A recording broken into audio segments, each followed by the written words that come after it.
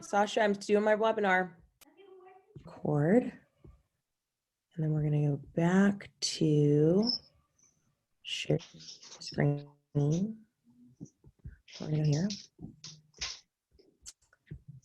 All right, do this. All right, everybody. So, okay, it's 1:02. We're gonna start and give people time to jump on. Let me see who's on. Oh, good. Hi, Terrence. Hi, Mo. Hey, Jeffrey, Lanisha, Anita, David. I see a couple iPhones. I don't know who those people are. IO, Mr. Amanoff, Ms. Preche. Very cool. Okay, so you guys, I'm not on mute, right? Okay, no. So for those of you who were on the call last time, how many of you reached out and made some calls since we last spoke? Okay, Heather did. Okay, Heather. Yeah. Tell us how it went. So what did you do? Am I on mute? Can you hear me? No, I can hear you. Oh, okay. No, I'm mostly finding that everybody's happy to talk.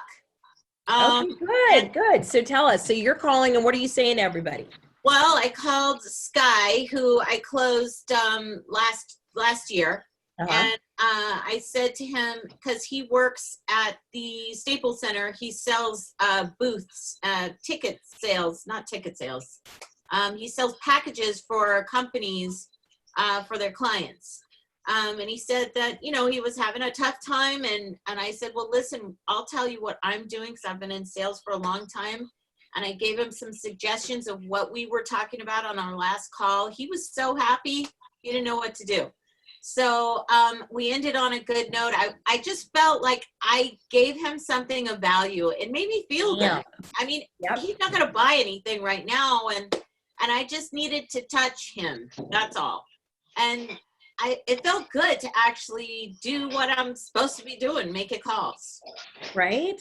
Yep. And, you know, I think I want to like draw the gold out of what everybody's going to say on this. So, you know, that mindset of that you provided something of value.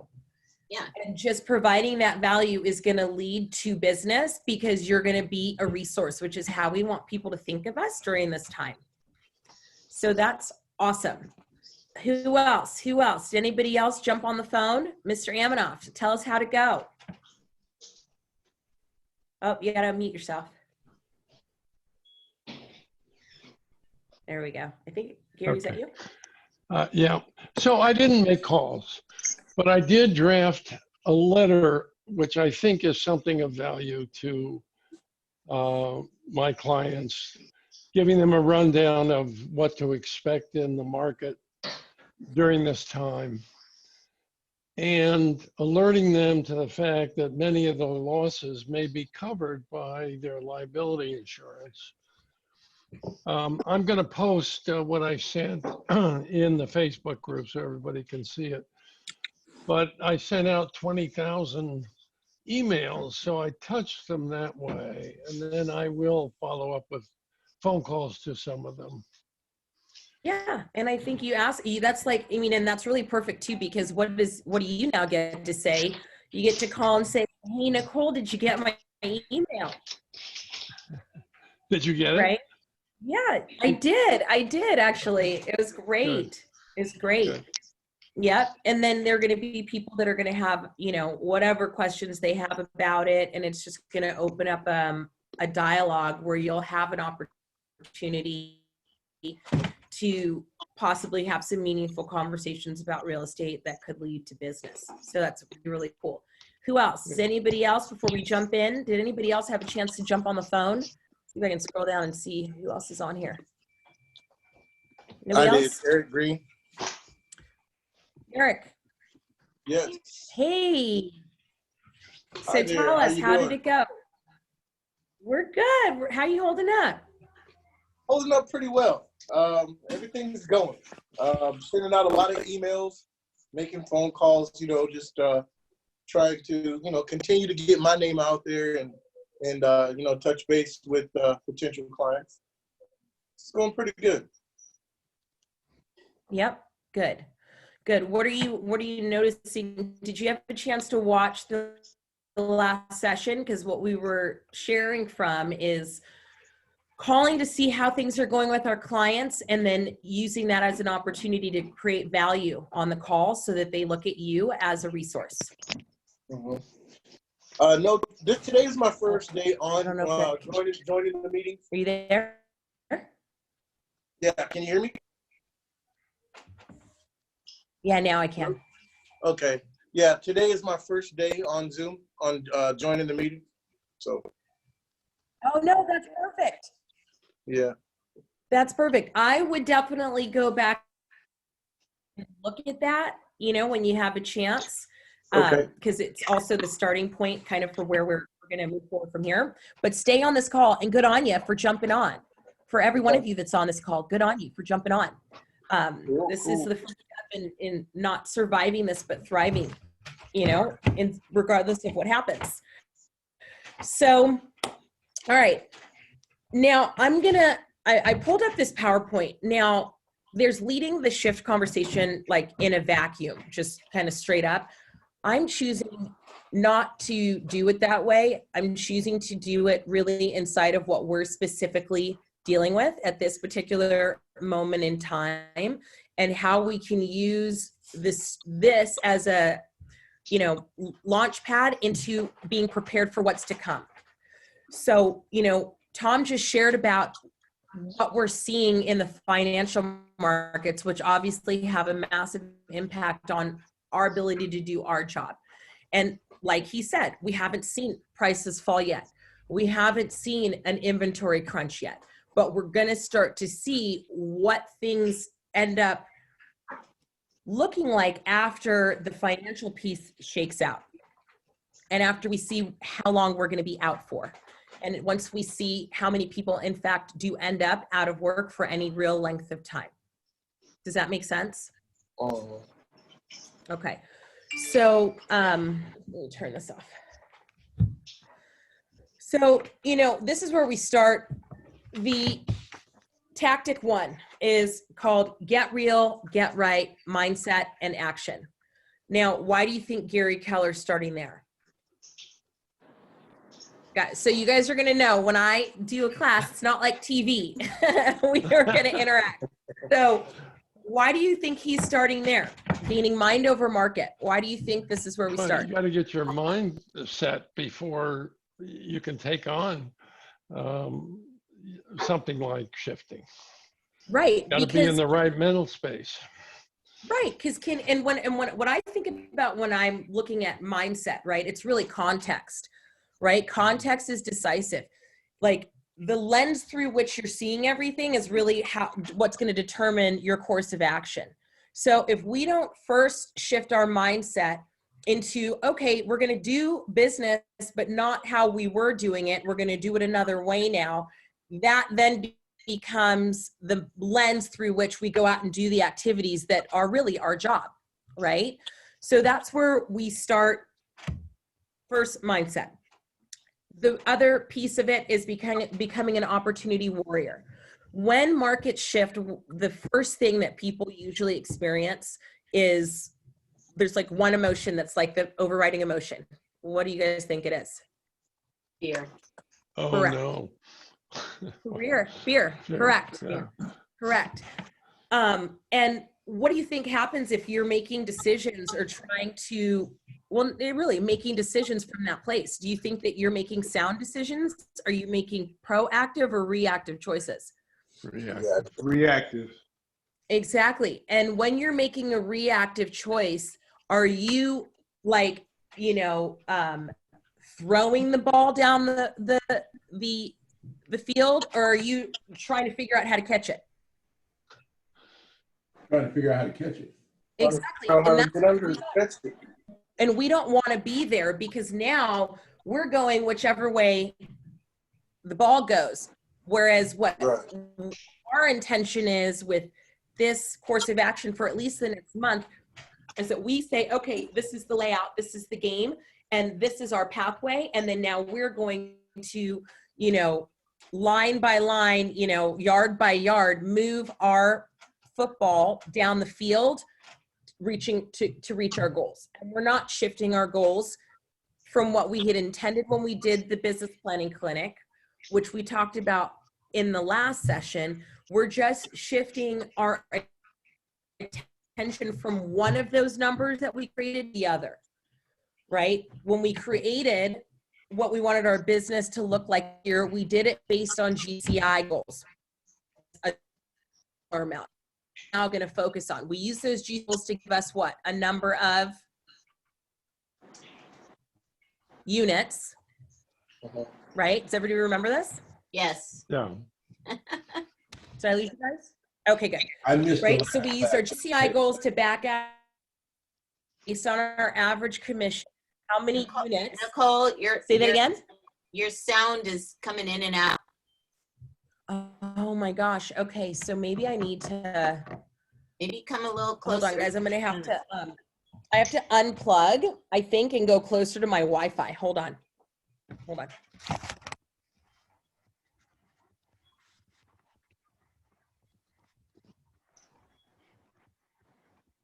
Is this any better? Oh, Is perfect. this better? Yeah. It's good? It's good? Okay. Now it's like dark over here. You know, I everybody apologize. in their own Technical big office all of a sudden. This is so funny. difficulties. 1 second. I've been buying ink and printer cables, and I'm like, it seems like I had all this. Okay, how's this, you guys? Yes. Are we good? Perfect. Okay, so we had done the business planning clinic, GCI goal, backed out our number of units. Now we're, gonna stick with and focus on that number, right? So how we won the game was gonna be, well, did we hit this GCI goal? This year, how did we know if we won the game? Did we do the number of units? And at minimum, we want to hold tight to what we did last year, and we're still looking for that increase, which most of us created from, right? So here are the main ideas for this first module, what we're really going to focus on. So the first piece is perspective on the market. What does it actually mean? What does it look like when a market shifts for us as real estate agents? Then the next piece of it is going to be the opportunity mindset, which we already kind of started to talk about, is how do we shift from, being reactive and fear-based to seeing this as an opportunity and being proactive and making really smart choices in our businesses as we move through the next few months. And then number 3 is mastering your skills. So what we're going to really talk about in the opportunity mindset is that how do you capture market share, keep what you have, and then take your unfair share in a shifting market? You go back to the basics. You go back to the basics and you bring a sense of mastery to your skill set as a real estate agent, so that as there are less deals that people are competing for in the market, you are more competitive to get that business. Does that make sense? Yes? And Yeah. then we're going to still go ahead. Does somebody have a question? No? And then number 4 is install key systems. That's where we're going to still look at, leverage. Now, have you guys all been getting calls? You guys should all be getting calls from Trish and Brandon, and some of you are getting calls from me. Yes or no? Yes. Okay, so when we talk about install key systems, there's one way that it means here, but like I said, I'm really kind of going to speak to us specifically and like what our vision is for Inglewood and what we can see is really needed. What do you think we're like laser focused on and that we want everybody to come out of this month having accomplished? What key system are we wanting for you guys to really dive into and master? Lead generation. Command. Is what? Command. Correct. Command. Command. Yep. Our Oh, technology. command. Yeah. And it's not just command, but it's also, Gary, this is a little different for you. So for the commercial guys, like you're going to, it's going to look another way. But for everybody else, it's really going to be command, Kelly, consumer app. So how many of you on this, I can't see everybody because I have it in screen share, but how many of you on this webinar have a business page? I do. I do. Okay, it should say how many of you don't have a business page? You mean a Facebook business page? A Facebook business page. How many of you don't? I do not. Not yet. Okay, yep. Anybody else? I don't have it yet. Yep. So these are so perfect. This is perfect because what do you think that you're going to be able to get done this month? Right? You're going to have the opportunity to create a Facebook business page. You're going to connect that to Command. You're going to be able to start, really seamlessly and easily doing Facebook posts. I mean, you guys have an abundance of time and there's a ton of content being shared on both our Zoom calls in addition to the KW Connect Zoom webinars. It would be super easy once you connect those two things to post one real estate related like blurb a day, right? And engage with people that way. So we're going to also install key systems, one of which, the most important of which, is going to be our technology. And then number 5 is, get in the game. What is going to have to happen is that this mental shift needs to also have an action shift that comes with it. Whoever gets into action first is going to win this race. Whoever waits until they have to do something, by the time you do it, it's probably going to be too late, you guys. Right. Right?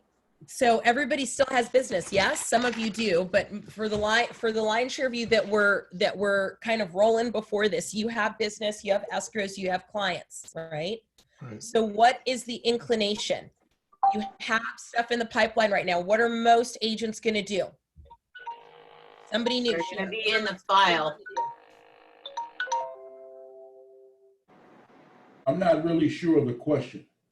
So the question is right now we're at a point where this all just happened, right? We're week two. A lot of agents are still busy. A lot of agents still have business. So what are most of them going to do? They're going to be doing contract to close instead of lead generation. That's exactly what they're going to do. Exactly. I had to pull myself out of that. And then Oh, no. their escrows are going to close, right? We're going to be in the throes of what could be an incredible recession. And what are they going to then do? Look around. I got to find a deal. I got to get my marketing up. I'm going to, they're going to be Keller Williams agents. They're going to be like, oh crap, now I should set up a Facebook ad. But by then it's too late. Who is going to go from this time period where we still have business, we still have people who are in play, and by the time that pipeline has already been exhausted, still have transactions to carry them through the rest of the year, are the people who are generating that pipeline right now. Mm-hmm. Yes or no? Right. Yeah. So there's a couple of things that really are going to trigger shifts in the market. Now, what this presentation, which I'm actually going to kind of skip over that piece of it, focuses on is, affordability. Why do I feel like that's not necessarily what I want to spend as much time looking at? Is that we had a very specific set of circumstances come in that are driving the changes that we're going to see in the market. The end results could be the same, but focusing on that at this moment doesn't make sense because we don't know what's going to happen. We aren't seeing that it's shifted yet from a, seller's market to a buyer's market. We're not seeing yet that we're having an interest rate problem or we're having home prices fall. Does that make sense, you guys? So having a conversation about the affordability index isn't necessarily what we need to focus on just yet, but what we do need to start thinking about is this. What are our clients thinking about the market? And where can we create value for them in terms of guiding them with regards to making the best decisions they can?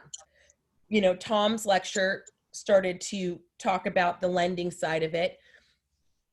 Now we're going to start to look at what typically comes up.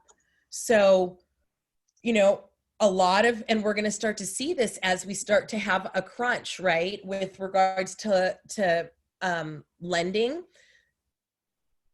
the loan to values are going to start to change. Tom was just talking about that the non-conforming loans are going to be harder and harder for us to get done. So that's where we're going to start to see things, where we have to start to deal with some of these seller beliefs, right? That people are going to think that they're going to be able to get last year's price this year. They're not. People are going to think that they can sell it as is and not give requests for repair like considerations, and that we're going to be able to just do like the bare minimum in terms of marketing, right? Did you guys get the scripts that I sent out about how we can start to tackle some of these conversations? Yes. You guys did. I did not. Oh, you didn't? Okay. It went I out. did. You did? Okay, good. So that's going to be one of the things that I want to take a piece of the tail end of this call, and I'm going to probably have to text Brandon to send it out again. And then I want to do a little bit of role play. And we're going to look at, I think I'm getting messages. One second. We're going to look at how do we start to have these conversations with our clients? Okay, good. Good. Okay. And then, so does anybody have any questions about this? That these are going to be some of the conversations we need to manage with our sellers? No? Should I go to the next one? Yes. Okay, and then this is what maybe you're already starting to see this from buyers, right? That they're already thinking, oh no, I should wait. Prices are going to be so much lower in 6 months, and sellers are going to be able to sell for, pennies on the dollar. Now's not the right time. I want to wait till there's more inventory. There's going to be a better deal. Oh, I don't think I'm going to be able to get a loan, right? So these are going to be some of the things that are going to come up on the buy side, and you're going to need to be that resource where you're able to powerfully break down and overcome these objections and explain to them exactly what's happening. Have any of you already seen this start to come up in your conversations? So I know, but we got a few people that work buy side on here. Yes. Yeah, who said yes?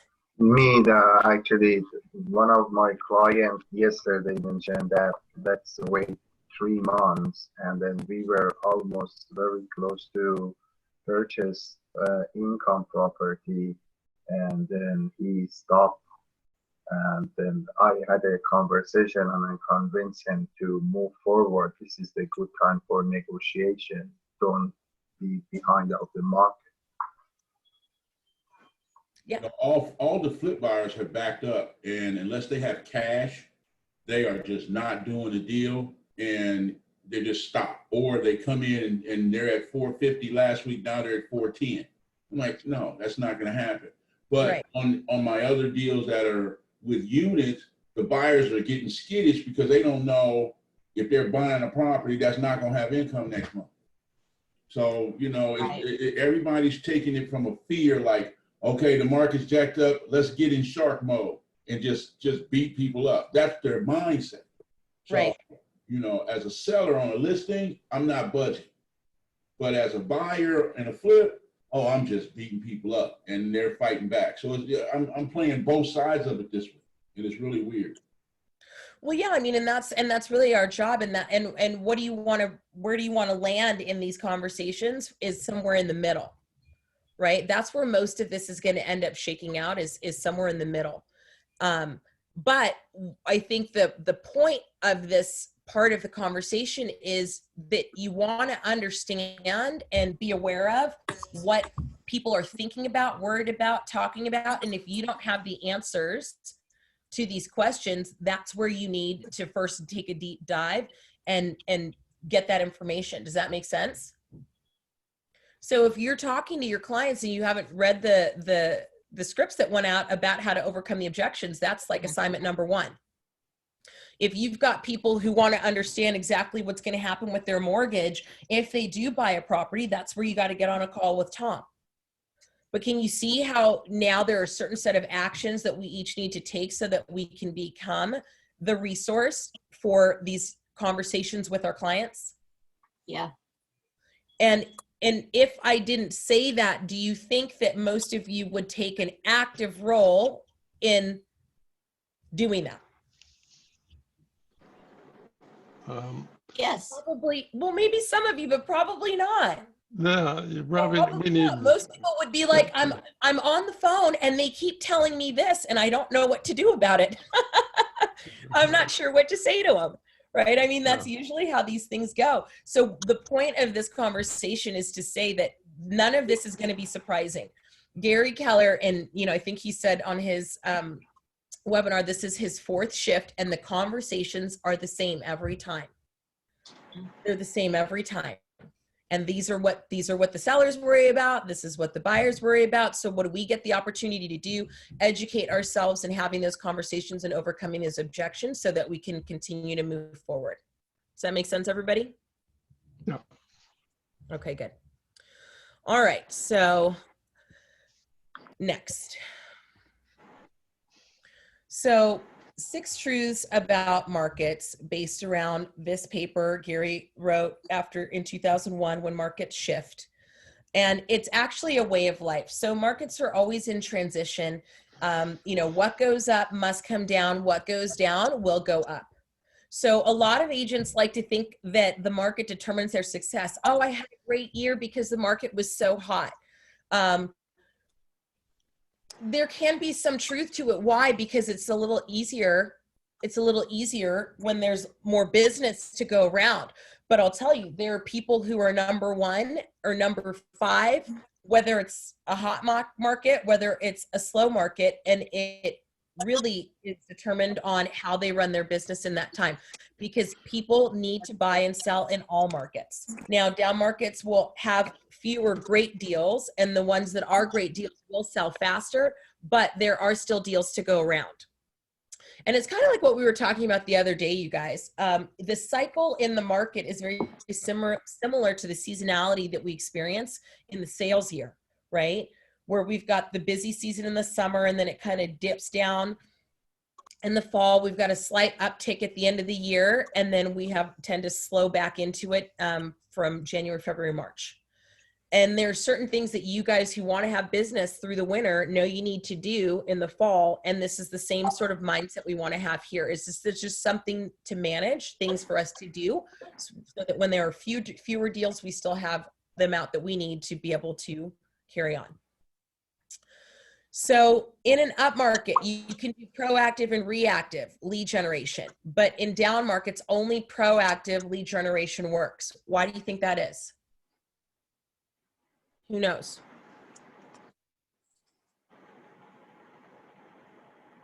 Why would you guys In down markets, you said? Yep, in down markets. Why would only proactive lead gen work? Probably because people aren't thinking that they need that service, but by you putting it in their face, and they can consider it and they might have a conversation with you. Really good. Exactly. You've got to be able to create the opportunity versus when there's an abundance and it's kind of like the deals are there to be taken. People who weren't thinking about doing it now are going to do it because it's right in front of them, right? So you actually need to be able to go out and touch people, provide value, provide information, and create the opportunities for those that are going to or need to transact to do so with you. So number 1, new strategies. We need to adopt an opportunity mindset. We need to seek only motivated buyers and sellers. Why do you think it's important to seek only motivated buyers and sellers? Path of least resistance. Well, it's the path of least resistance, because you remember in those first 2 slides, we were looking at what are the things that the sellers are going to be worried about and what are the things that the buyers are going to be worried about. You're going to make the biggest difference in those conversations with those 2 groups of people only when they're motivated. Somebody who isn't motivated doesn't have a real reason why they would need to do a transaction right now, isn't really going to be interested in your conversation about why it's still a good time to buy. Does that make sense? Yeah. And then you want to price ahead of the market versus chasing the market. So, you know, we have a tendency to do where we kind of do, I'll just tell you how I do it, right? You kind of do like right in the pocket, just below market, and then you do your reach number. What usually goes into the MLS is the reach number. That's not what you want to do in the down market. You want to actually price ahead of the market, looking at not what the highest comps were 6 months ago, but looking at the trend where things have been going and what we see is predictable, what's going to be the right price for this property. And you're going to need to have those conversations with your clients so that they understand that reach pricing is not going to serve you if you actually need to get out of this house in any reasonable amount of time. And then you want to, go ahead. I'm sorry, finish, I'm sorry. No, go ahead, because I was going to move on to the next thing. Okay, so what I've been looking at is a lot of my buyers, they're investors and they focus on the numbers. Right. And they're thinking about how much they can discount a deal based on the possibility of, you know, say 30% of the renters just stop paying rent. And so they're asking me how they can build that into a discount. You know, say, you know, because some of these sellers have properties that are not subsidized by Section 8 or any other government program. And a lot of them tend to be in lower income areas. They're asking, you know, how can I hedge them? The sellers, the buyers are asking, how can I hedge myself and build in that possible loss of rent, like three-month loss of rent into the deal? Well, I think that's something that you then have to really have a conversation with the listing agent about. That's going to be part of the negotiation of it. Because number one, is there a moratorium where you know, people can't be evicted? Yes, there is. But is there something built into the new bill that they're trying to get passed through the government right now to be able to support those same landlords with being made whole again? Because obviously that money's got to come from somewhere. If we've just said, well, we don't need to, as tenants, pay the landlord, well, the banks haven't told the landlords, well, you don't need to pay the mortgage. So there is going to be something that's done there, but that's going to be where you are going to have to find the super motivated sellers who are willing to do that discount, because it is likely that they're going to be in the same situation themselves. One, that discount, first of all, I don't even know how you would even begin to try to calculate that. But the issue is that it's an unknown. If it gets worse and people are holding on to their money, yeah, their tenants are probably going to hold the money. If it starts getting better and everybody gets money, they may go ahead and pay their rent. But I don't see how you could hedge that. Well, how you would calculate it is you would basically have to deduct it from the NOI and then redo the cap rate.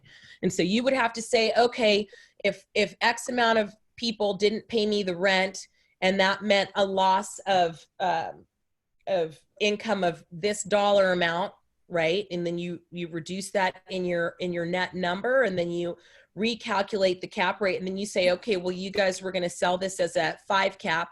Well, at a 5 cap with the new NOI, this is actually what the property would be valued at. I mean, that's how you would negotiate that discount. And that's the conversation that you'd have to have with the listing agent so they could go back and have that with the client. Do I think you're going to get the full number? No, I don't. But would you get something in the middle? Possibly, because it's a very real risk. That's a good option. That's a good option. Go ahead, Nicole. I mean, that's how you would do it. Does that answer your question, Io? Yes, thank you very much. Yep. Okay, so we're gonna, anybody else have a question? Yeah, I just wanted to chime in on the discussion that, like, how you guys just kind of looked at the numbers, that seems like it sits in the commercial agent kind of mindset. I think on the residential side, let's say if I have like a small investor, this is a person who wanted to buy a duplex or a triplex or something like that, I think the conversation is real basic. Like Tom just said, the conversation as their consultant is, let's talk about, could you handle this if you didn't get rents for 3 months or 6 months? Let's talk about your positioning, right? And how to make it work. I think we need to be having both conversations, you know, and people need to just have to get real. Can you do this? Because it's not going to last forever, Right. but you know, how you walk in is how you need to plan to play.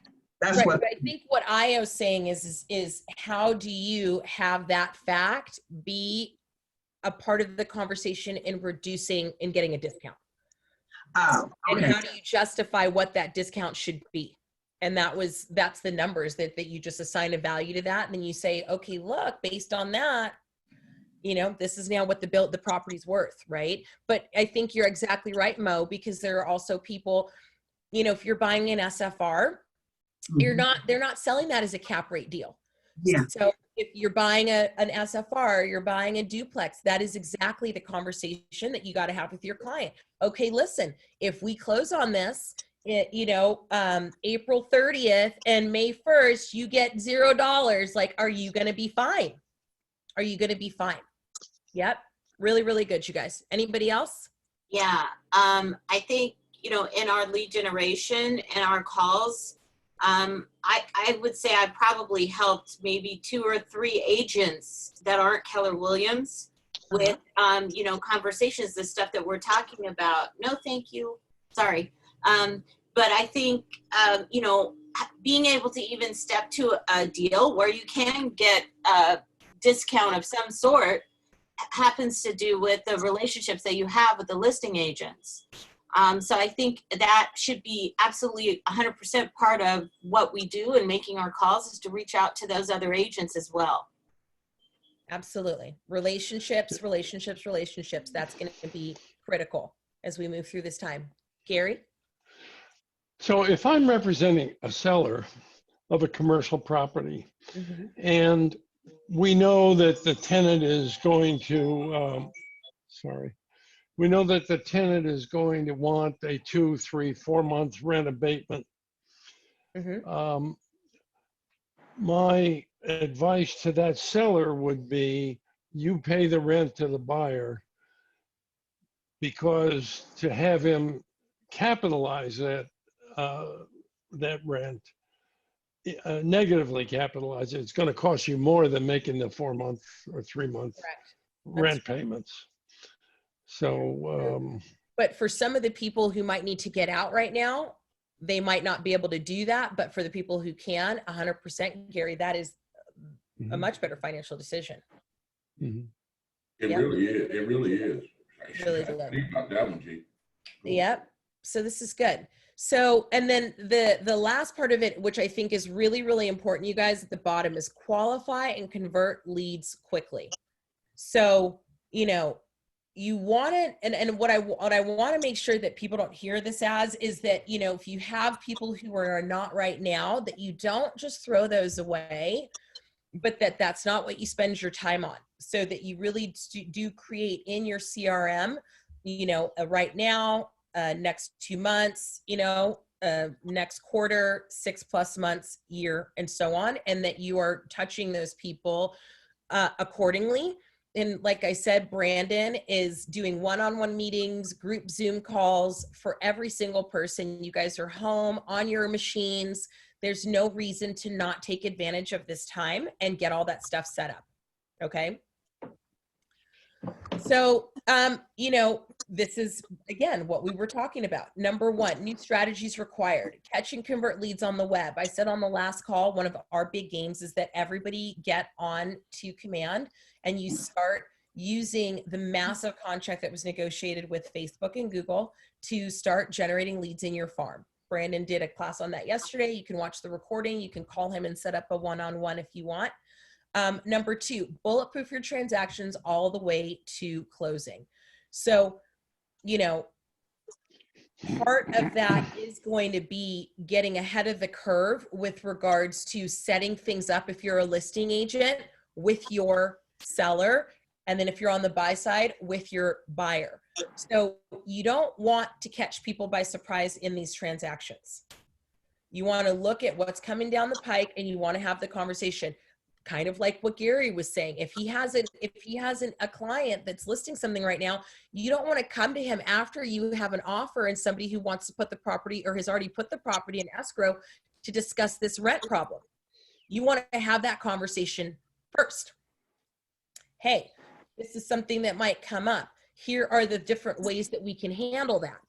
Which one do you feel comfortable with? Or at least I want you to think about this so that when we have a qualified buyer and this comes up, you're not blindsided and you've already given some thought to how we're going to deal with these issues so that we can move this transaction through escrow.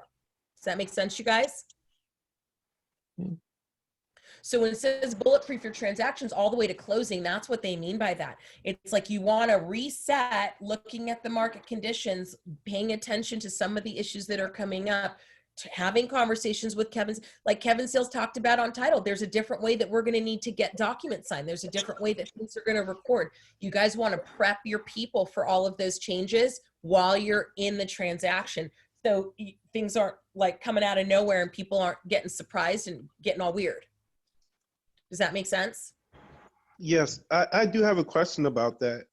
Yeah. Is there like a singular kind of dashboard that we can use?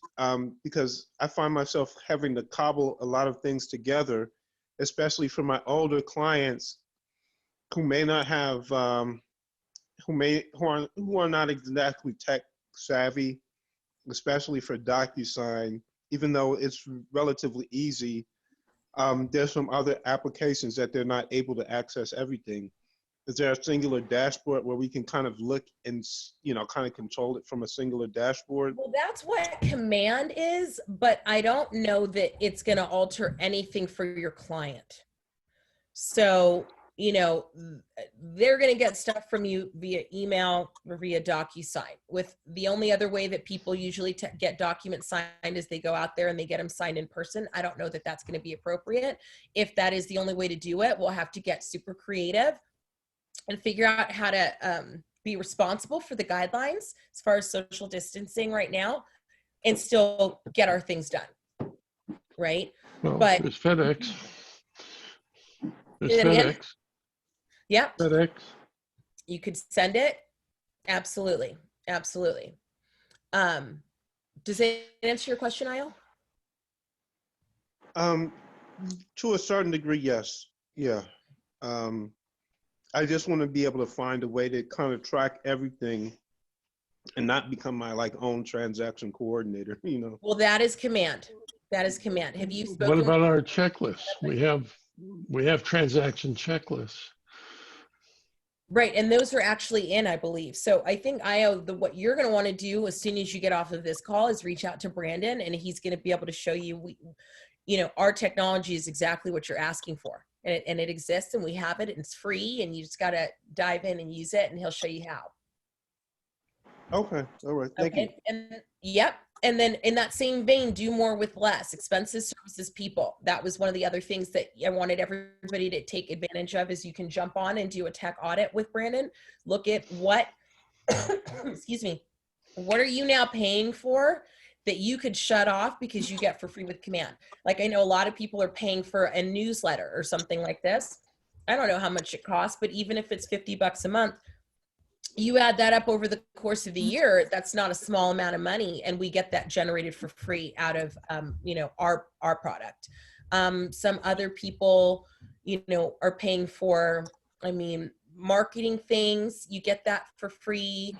Brandon went through and showed you how you can do postcards at a like reduced rate that look awesome. And so on and so forth. And then learn alternative financing options. That's where being on, you know, Tom's webinars, he's going to be doing them every single week. And he and Kevin and I are going to be keeping you as abreast to the changes as often as we have them come up. I mean, at least weekly. Does anybody have questions about that? Nope. All right. So the theory of equilibrium. So, you know, in a seller's market, the agent count increases. People see everybody making a ton of money and they say, oh my gosh, this is my time. I'm going to get my license. I'm going to sell real estate, right? In a buyer's market, when we see that contraction in terms of like the deals and the prices, and now all of a sudden we start to see the agent count decrease. So the big opportunity is for those that have the stamina, the skill, and have adapted and improved their business practices to reflect the shift in the market. That's what we're really focused on doing with this series. So when markets shift downward, sometimes people really start to think, okay, well, I'm just going to wait it out and then this is going to be over and then it's going to be back to business as usual. That is not what happens in a shifted market. So what you need to do is face the market, adapt now to what it's going to be, and then commit to what the new practices are that are going to be required for you to maintain your market share. Do them consistently and maintain your reduced expenses. I'll just share with you guys, I immediately reduced expenses both in the operations of the office. I mean, I took like major like slash and everything, right? With regards to the office, which we passed on to you guys obviously in the April savings. And we're going to continue to do that in 30-day increments, moving as we move through this like period of uncertainty. But I also did the same in my life, right? I've got all kinds of like auto send things. Like, I don't know about you guys, but I get things that just get sent from Amazon to my house. Sometimes I need them, sometimes I don't. Like, I also went through and I turned all of those things off. You know, memberships for things that are nice to have, but not critical to have. So when we talk about reducing expenses, I really want everybody to take that on. And that's actually what number 2 is going to be about. We're going to do a deep dive into expenses, but you can do the same thing in your personal life and do it in your business. Why do we want to do that? Who wants to just create that for everybody? Why is it important that we, you know, everybody's still going to be making money right now. It's not like we're in hard times. Why are we reducing expenses now? Anything non-essential. Just red light, green light. About profit. It's about profit. Profit first. Well, and you know, what you don't want to is end up in lean times and realize, oh no, I didn't save for a rainy day. And I spent all this money back then that it wasn't critical for me to have those things on. And if I had it to do over again, I wish I would have saved those funds for right now. So we just do it proactively. We don't turn it off because now we have to. We turn it off because it's not essential. And we make sure that we have those funds for the things that are essential and we can weather whatever storms there are. Does that make sense, you guys? Mm-hmm. Okay, cool. So in a downshift, all hands on deck, prospecting, converting to appointments and contracts. Okay. So that is really, we talked about this on Tuesday, what you want to devote at least, you know, a third of your day to doing is prospecting and then moving prospects through the pipeline, right? From call me later. Okay, now later is here, calling those people back. And then, you know, now I'm ready to talk about what I want to do.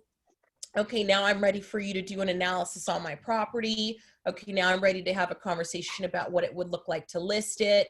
And there's those phases of the, like, you know, prospect to, you know, buyer agreement, listing agreement, contract. You want to be spending about 3 hours of your day moving people through that pipeline and then finding new people to put in the front. If you're not doing that, we're going to have gaps in your transactions. And then obviously, you know, cost control. We talked a little bit about that. Negotiation. I really am a big proponent that how are you, you know, really great at negotiation is by having options, being creative, solving problems. We talked about bulletproofing the transaction. And then this last piece, which we didn't talk about yet, you guys, I think Gary talked about this as well, and I think it's really important, is customer service. People are gonna be freaked out in their deals right now, you guys. They're gonna be freaked out in their deals, and they really need you to be that person that holds their hand through it.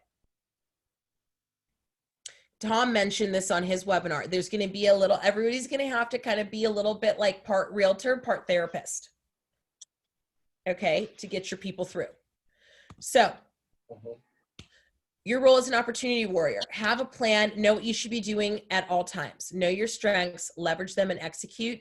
And then you can delegate some of the tasks, but what's the one task that shouldn't be delegated ever by anybody on the team, whether you're buyer's agent or the lead team lead? You're prospecting. Everybody's all hands on deck for the prospecting. So I've been talking for about 45 minutes, almost an hour. I really want to pause here and just get, from you guys, what are you hearing and what's getting created?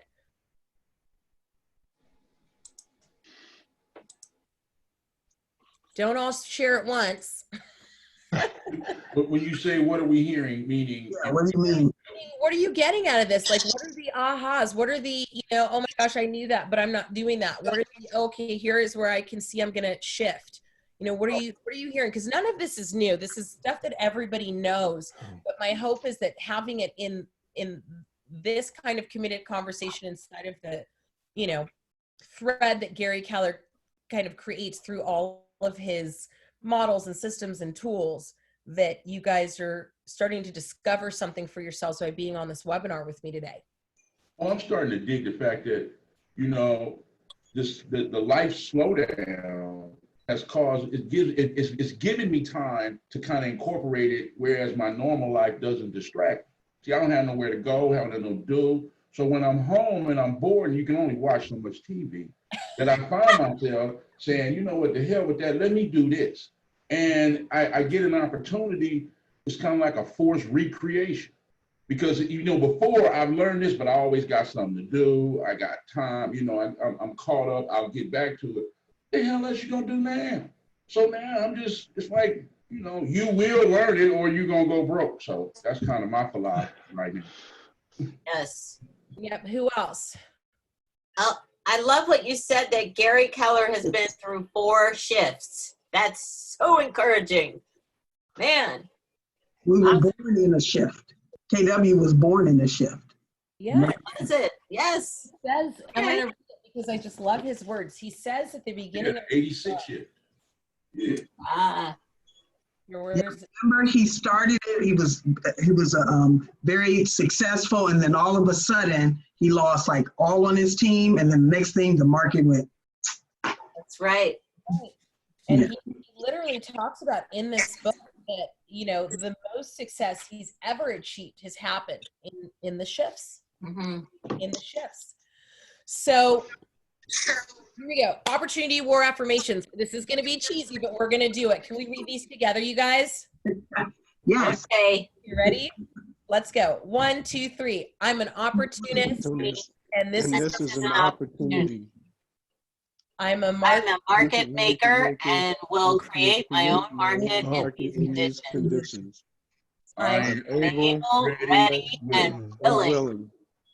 I'm a knowledgeable real estate consultant. I understand the big picture. I'm a professional guiding clients through the process. Sellers need more than ever to get a sale. Buyers need more than ever to get the best price. Right. Awesome. That's great. Right? So good. I'm going to send this to you guys at the end of this webinar. Okay. So this is what we were talking about in the last class, that you gain market share in a slowing market by maintaining your volume. And what that does is actually increase your market share. So this graph really shows that, right? That if your sales volume was, at one point, 20% of your market total market share, right?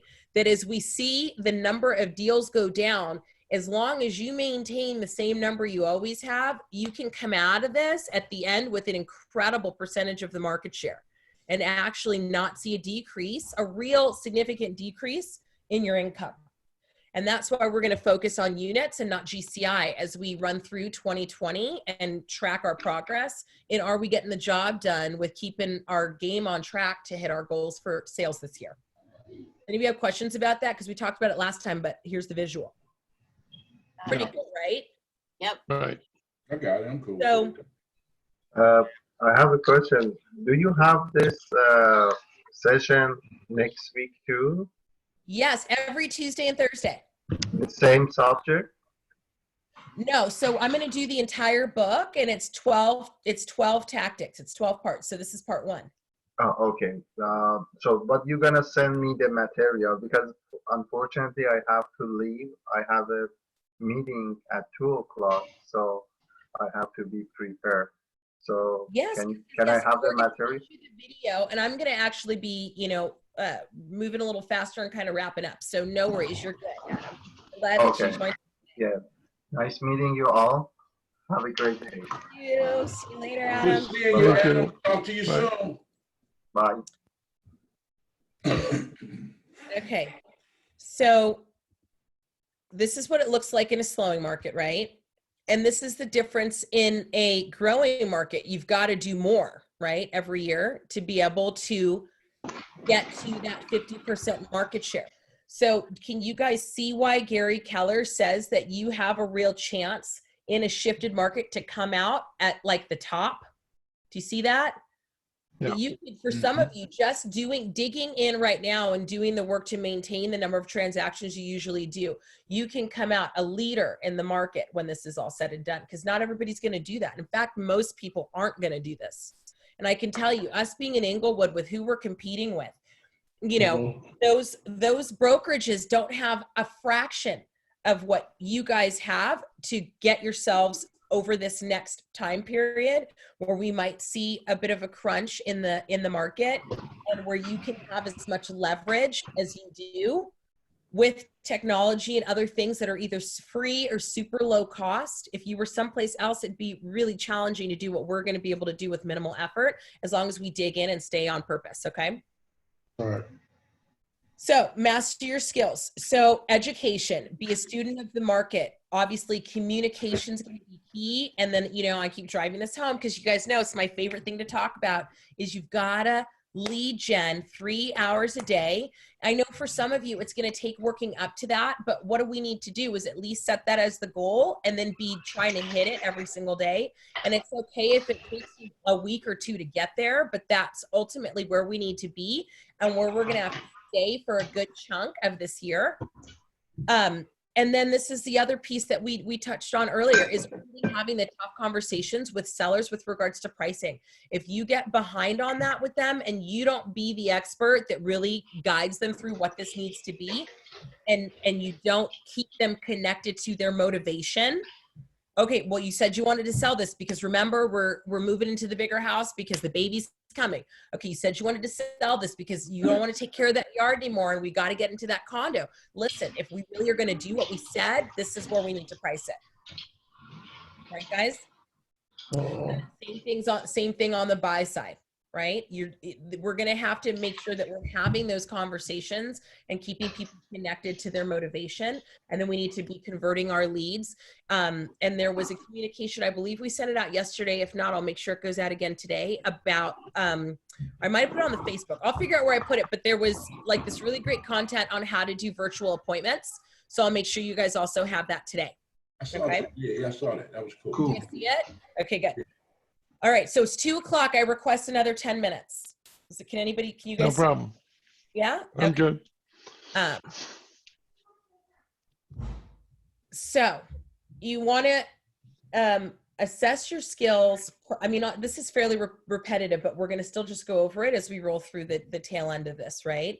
Is we're going to make sure that we know the market and not the market of yesteryear. We're going to need to be tracking it and checking it probably, guys, every single day, right? You're going to want to try new sources for leads. That's why Brandon's calling y'all and pushing you to do the Facebook, the Facebook leads. Okay, hold on 1 second, okay? 1 second.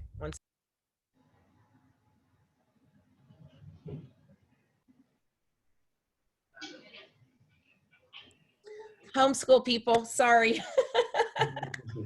Okay, so, and then you're going to want to know your scripts, make offers to generate responses. Brandon talked about you need to have really unique selling propositions and calls to action right now that are also reflective of what's happening in this market. So you want to stay connected to that and make sure that you are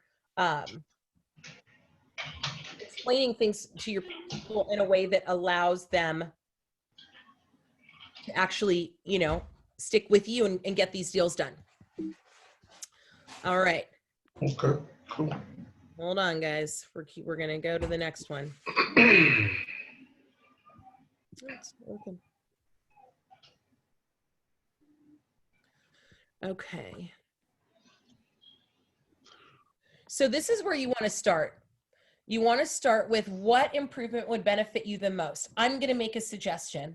And I think that if we as a team focused on mastering the scripts and dialogues that I sent to you guys the other day, where you're overcoming the objections and having the conversations as outlined by Tom on our previous call with regards to the finances, if we started there, I think that that would be huge in everybody's lead gen. But you need to look for yourself and determine what you would benefit from most as far as, okay, what do I need to first look at mastering as we move into this shift? So any other questions about that? No. Nope. Okay. Now, this part is one of the things that they talk about that I don't know is necessarily appropriate here, but I wanted to just kind of underline, which is be the media, become a spokesperson. Everybody, as we're getting more information and market data, please, please, please jump onto Facebook or jump onto Instagram. Do a 2-minute or 1-minute video. Make a quick post telling people, like, you know, just 1 or 2 sentences about what's going on and offer them, hey, call me if you have questions, right? If you heard about interest rates falling and you want to know how that affects your mortgage, call me and we can talk about how. Something like that. Everybody can be doing one of those every day, every other day. You know, we're going to send out an email. CAR is going to be doing a webinar. You guys, that'll have really great information for you to pull one little nugget and throw that up on social media. And it'll make a huge difference, and you will start to get people calling you.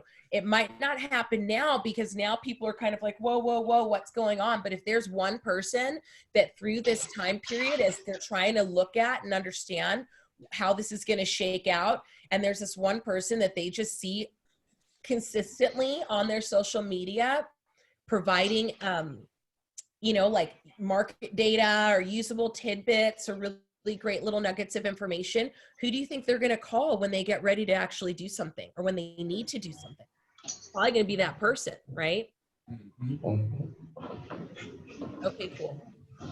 So guys, we are at 2:04. What we would go to next is installing key systems and basically systematizing as much as we can. Now, where I really think you want to focus this is getting your contacts into command, getting people on a smart plan so that every day you're logging in and it's going to basically track. So you don't have to figure out, okay, who am I supposed to touch? What touch am I on? Who did I call last? What were we going to do? All your notes are going to be there, right? It's free and you have the opportunity to do multiple lead gen sources. You can be posting to your personal and your business, well, your business Facebook page, these tidbits that we talked about. You can be generating Facebook leads. You can be also tracking your calls from there. So that's the one key system that I think if we were all to focus on that first and just have that one first system in place, it would be massive. So do you guys see that?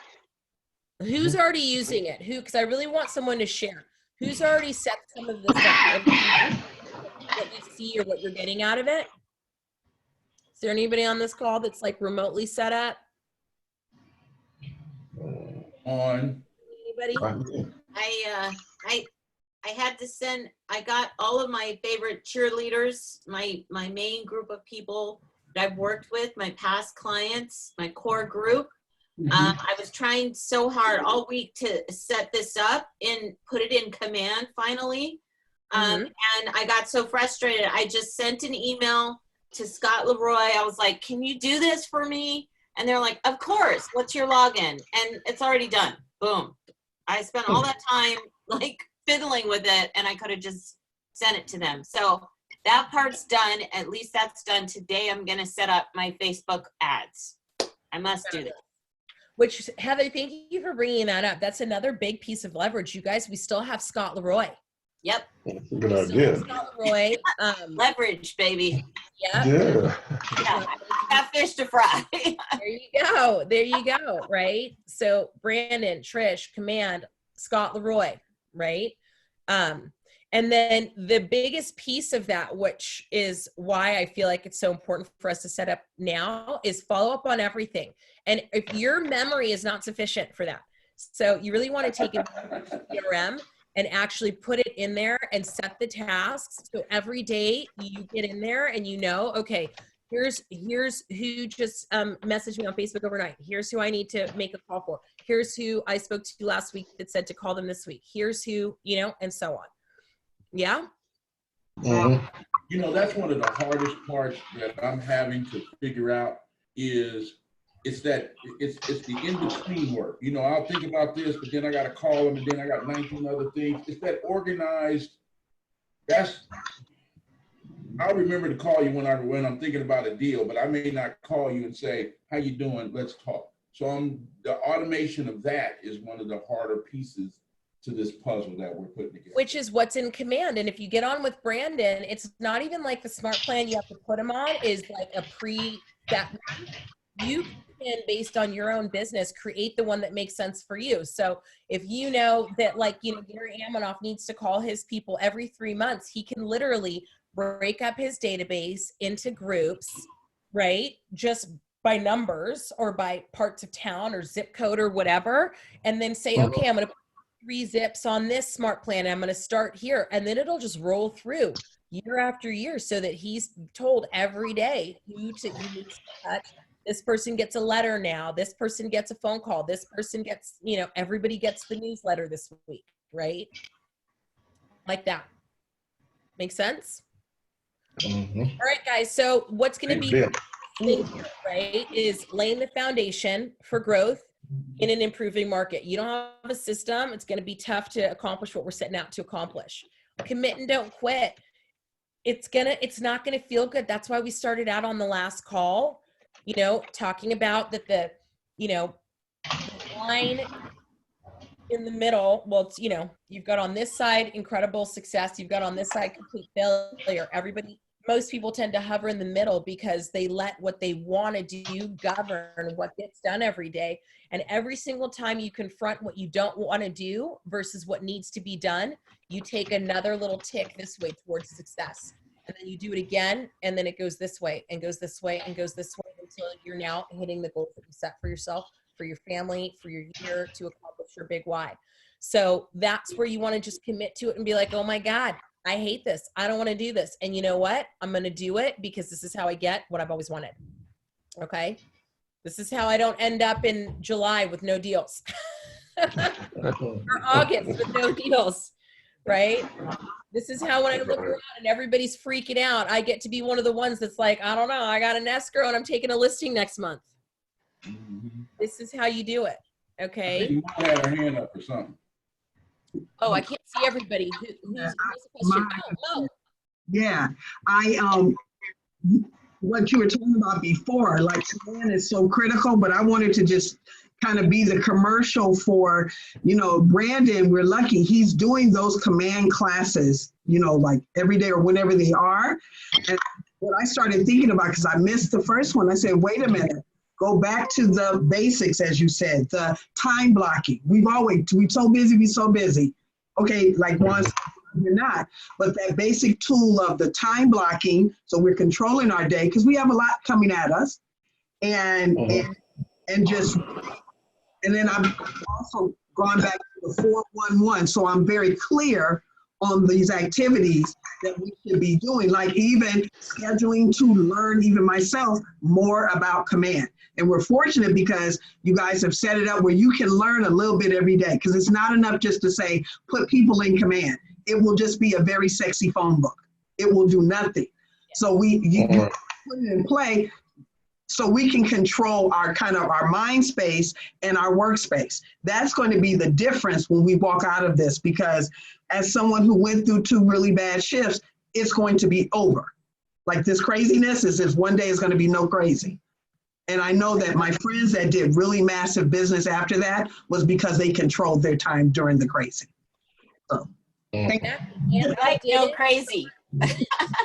guys, they didn't start late. I mean, this is what they were driving home. You know, the team leaders, we all got on a call. There were 500 of us on a call on Monday. Oh. And they literally said, if you are the early adopters, when everything comes back, will always get the most. But if you come in as it's coming into that bell curve, you're just so low, you'll never be able to really get where you need to be. It'll just be enough to barely survive. And some of those people, they're going to have to go out and find a job or figure out something else to do. And we have a really talented bunch. You know, Tom said on the last call, they just bought the forum. There is money being spent in Inglewood even right now. So all we have to do is set ourselves up and go out and take the business. It's gonna take discipline. You're gonna have the thought that you don't want to. And I want when the I don't want to comes up for you to think about, you know what, but here's my chance. And every time I confront I don't want to and I do it, it's one step closer I get to having what I've always wanted. You guys can come out of it, you know, the Stephanie Vitakas of the world. I'm telling you, that woman makes $2 million every single year, and she has since the 2008 downturn. It's possible. We have people in our company who are doing it. So with that, I want to acknowledge everybody for being on this call. Was it useful? Yes. Okay, good. Okay, good. Because you guys have to tell me if you're like, Nicole, no, that didn't cut it, you know. No, it was very helpful for me. Good. And I'm going to start, you know, next week we're going to start looking at, okay, who really stepped into taking on this tech and getting these calls done. And I want to know what is coming up for you so that I can also be a resource that you guys can tell me, hey, look, this is what we need. And either I'm going to bring it to the next call, or I'm going to find the person who has that information and set up an opportunity, or I'm going to find it someplace and make sure that you have it. I'm your full partner, each and every single one of you, and getting through this time and making sure that you get your unfair share in this shift, you guys. I want to say more of us show up at these Zoom meetings than we did when they was at the office. I've been noticing that all these Zoom meetings, about 12, 15 people at the office, is 2 people in the same room. So we all needed this shift to bond. That's all it is. I mean, it works. So, all right, everybody, I'll see y'all Tuesday. You know, I'll see you tomorrow. I'll be on the webs tomorrow too, but bye, everybody. Bye. Take care. Bye. Bye, guys. Thank you. Thank you. Thank you. Bye. Thanks. Bye, everybody. Bye-bye. End the meeting. Yay. Hey. That was